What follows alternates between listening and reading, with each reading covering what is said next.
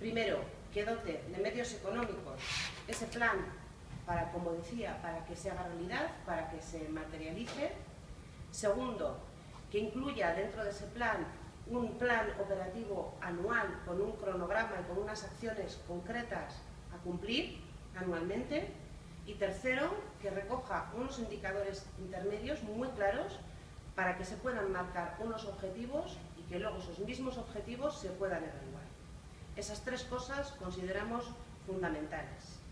Si nuestras aportaciones fueran admitidas y la voluntad real del Departamento fuese cambiar de manera sustancial su política sanitaria y diese un giro a sus políticas, Euskal Herria Bildu estaría dispuesta a poner unas bases conjuntas para lograr un acuerdo nacional por la sanidad pública vasca. Un acuerdo que blinde la sanidad pública, pero que se base en dos principios fundamentales: principio de universalidad y principio de equidad, que responda a las necesidades de la ciudadanía y, sobre todo, que sirva para eliminar y para terminar de una vez por todas con las desigualdades que estamos padeciendo actualmente.